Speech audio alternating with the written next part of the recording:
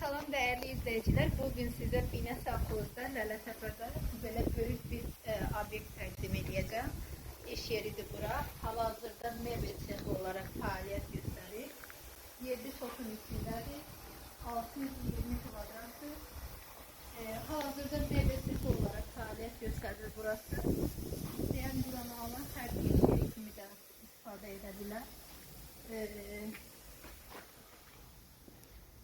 İndi size sexi təqdim edeyim mən. Burası hal-hazırda mebel sexi olarak fəaliyyət göstərir.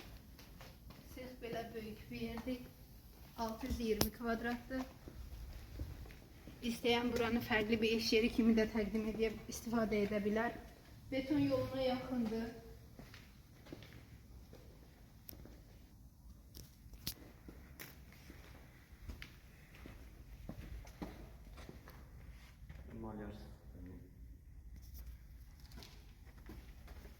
Sexin pajar network sistemi hamısının sənədləri var.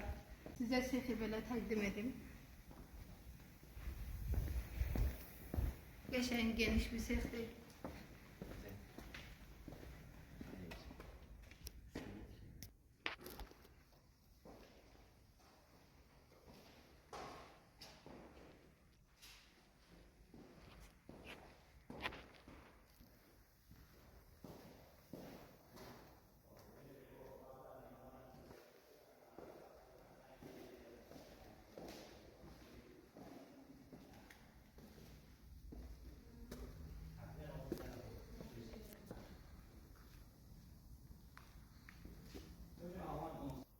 Dediğim kimi yer Bina Safxozda, Lələtəpədə 7 sotun içindədir. 620 kvadratdır.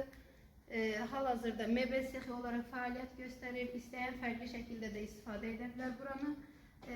Qiymət üçün də bizimlə əlaqə saxlaya bilərsiniz.